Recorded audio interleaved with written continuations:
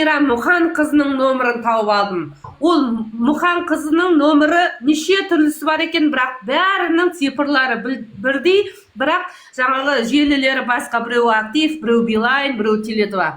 Сөйтіп мен өзіне жаздым, өтініш, үйімде қатып қалған кукуруз бар еді жаңағы, жүгері. Соны суға қайнатып, құр күріш қана бар, акиматтың әкеп берген көмегінен қалған күріш. Тамақ таппадым, шыны керек.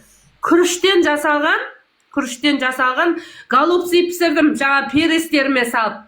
Ішінде ештеңе жоқ, тек күрішпен. Соларды видеоға түсіріп жібердім. Міне мен қатты қиналып жатырмын. Баламның судырғы болып жатқан бәрін харекет қорына мен өздеріне жібердім.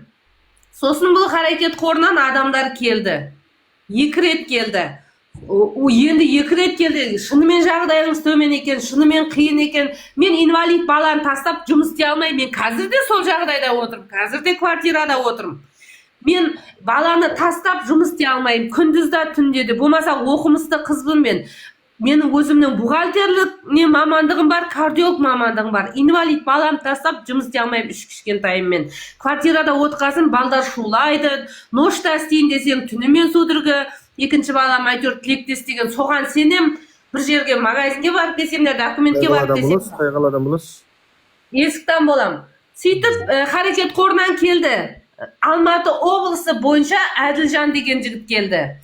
Сөйтіп Әділжанның Алматы облысы бойынша харекет қорының жаңағы бастығы екен, Әділжан деген жас жігіт келді да, менің балдарымды көріп, мен балдарым аға машинамыз күшті екен деп, 2 кішкентай балам шустрый ғой, аға деп жаңағы осындай мамам қиналып жүрді десе айтады.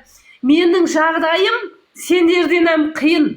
Менің машинам ескі машина балам деп, менің балдарымның көкірегінен итеріп кетті жаңағы. Сосын бір қызығын айтайын. Соның ішінде Тұрсынәлі деген сол қордың құрылтайшысы келді бір күні. 3-ші адам енді бұл. Былтыр келді. Көрді жағдайын, ол адам дұрыс, тура жолдағы адам екен, Талғарда тұрады. Шынымен жағдайын қиын екен, сені айтамын барып. Мынандай бала көрініп тұрды, бір көзі соқыр, сол жағы инсульт қалғанда аузы істемей қалды, бір көзі көрмей қалды, аяғы істемей қалды, қолы істемей қалды, өкпесі ісіп кетті. Вообще қиын жағдайда ана баланышы. Мен тек Аллаға ғана сенемді, бір Алладан көмек сұрайым да, бір жағынан берер Алла деп. Әйтеуір үйтіп-бүйтіп жеткізіп отырмын, шүкір Аллаға осы күніме де балам тірі, соған қуанам.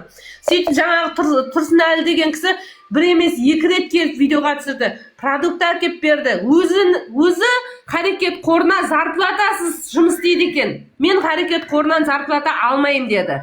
Мен сауап үшін деді, одан зарплата алмайым. Болмаса зарплатасы 200 мың деді, жаңа аға айтты. Сіздерге көмектесем, 1-2 адамға осындай құрылтайшы болып айтып жағдайын, сөйтіп үй алдыртып бердім деді. Сөйтіп жүрген аға мені айтқан, неше адамды айтқан. Сөйтіп бұл аға кішкене жақсы болып баратыр еді, кішкене несі көтеріліп, енді жақсы болып кетқанда, ана ағаны жұмыстан шығарып жіберді, міне кеше жақында. Сөйтіп көріп қалдым Талғарда. Сосын айтты, мені жұмыстан шығарып жіберді харекет қоры деді. Ой аға деп енді не қылатыр ем, жаңа рахмет сізге, әйтеуір продуктыңызге деп жатса, мен жұмыстан шығарып жіберді қызым. Не қылайын енді қандасым деді. Дедім. Сөйтіп тағы бір қызығым айтайын. Сөйтіп харекет қорының жаңағы нөмірлерінің бәріне жазғасын, харекет қорының директоры жаңағы Гүлмира Мұхан қызы деген апамыз екен да, әпкеміз. Сосын ол әпкеміз директорға өзінің қызын қойған, мұштай қызды. Сөйтіп оның қызының нөмірін тауып алдым. Сөйтіп қызыма жаздым. Өтініш, мен осындай далада қалдым. Трассаның бойында контейнерде отырмын. Жағдайым қиын, квартираға ақша тап, қыстың күні мені шығарып жіберді көшеге. Квартиранттар ақшасын төлемейсің, инвалид бала керек емес, мына горшокқа отыра алмайды, уже 11 жаста бала, туалетке шыға алмайды.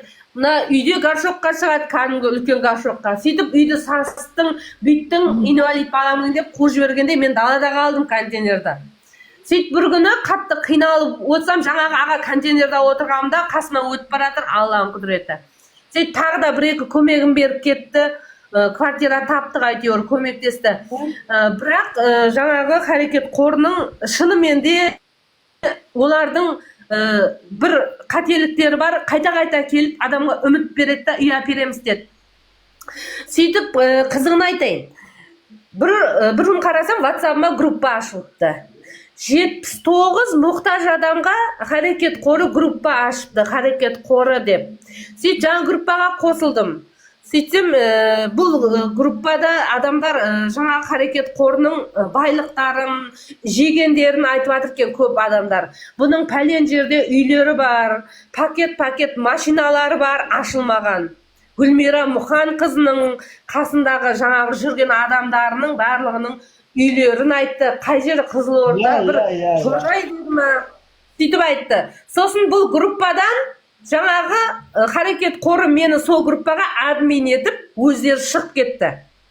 Мен админ етті да өздері шығып кетті. Сөйтіп 79 адамды Харекет қоры лақтырып кетті. Нүкте өтір қоюға уақыт жоқ, айналайын, Седош. Сөйтіп жаңа қарақтарымыз лақтырып кетті. Содан группадан бәрі покинула болып кетті. Қазір сол группадан мен әлі отырмын, админ болып. Бәрі менен сұрайды, мен айтам, мен де сіздер сияқты адаммын, мен де инвалид бала асырайды. Ішінде үлкен кісілерге дейін бар, апаларға дейін бар, тұра алмай жатқан.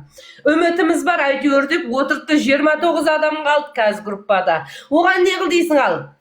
Харекет қорының Гүлмира Мұхан қызы неге ауыра береді? Қашан көрсен Гүлмира Мұхан қызы ауырып жатыр, химия алып жатыр, ылғи сондай сөздер естемші. Мен мына жақта құбылаға қарап, Аллаға жалынып, Алла, Харекет қоры үй бергей, неге бермей жатыр, Алла деп бір күні қатты жылап едім. Гүлмира деген адамдан маған 10 мың теңге түсті шотымашы. Білмеймін, неге екен менің шотыма 10 мың теңге салып жіберді. Өйткені мен күнде жылап отырмын, өзі салып жіберді ғой деймін. Былтыр ғой сол. Міне қазір Харекет қорда тып-тыныш, жаңағылардың бәрі блокқа сап тастады, бірақ Харекет қорының колл-центрі әлі блокқа салмады.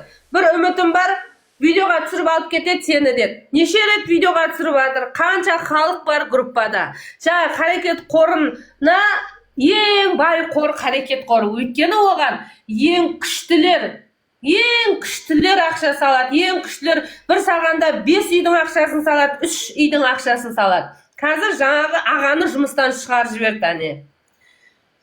Мен қазір Құдай Аллаға шүкір, балам 150 мың теңге пенсия алады.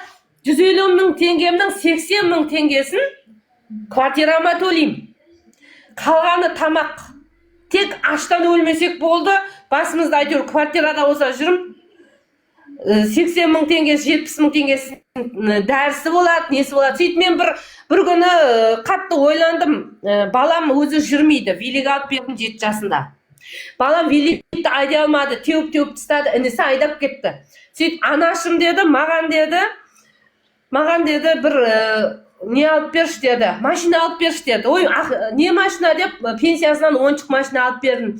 Мен бұндай машина ойнамайым, бұндай машина айдамайым деп. Мама маған шын машина алып берші. Мен мініп отырам, сен мені интернатқа берген күндерінде болды. Инвалид баланда интернатқа тастап кетіп жұмыс істедім. Қазір да мен көше сыпырам Алматыда түнде 7 мың теңге үшін. Бірақ сөдіргі болады, балам қайтып келем жұмыстан.